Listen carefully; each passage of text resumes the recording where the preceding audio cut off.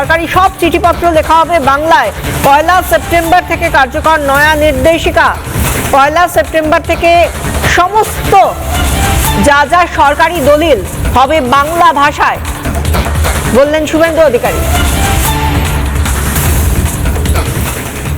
ঘোষণা করছি, আগামী 1 সেপ্টেম্বর 2026 থেকে পশ্চিমবঙ্গে সর্বস্তরে আমরা বাংলা ভাষাকে বাধ্যতামূলক কার্যকর করলাম।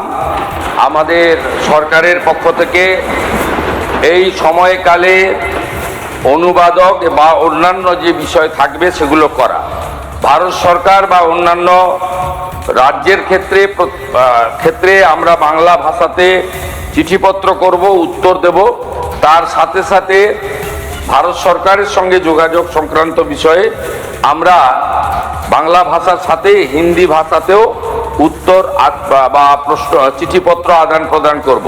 কিন্তু এই রাজ্যে সামগ্রিকভাবে সমস্ত সরকারি ক্ষেত্রে 1/9/2026 থেকে বাংলা ভাষাকে, আমাদের মাতৃভাষাকে আমরা এখানে কার্যকর করার সিদ্ধান্ত গ্রহণ করে মাননীয় কেন্দ্রীয় স্বরাষ্ট্র ও সমবায় মন্ত্রীর যে উপদেশ তাকে আমরা গ্রহণ করার সিদ্ধান্ত পশ্চিমবঙ্গ সরকারের পক্ষ থেকে ঘোষণা করলাম।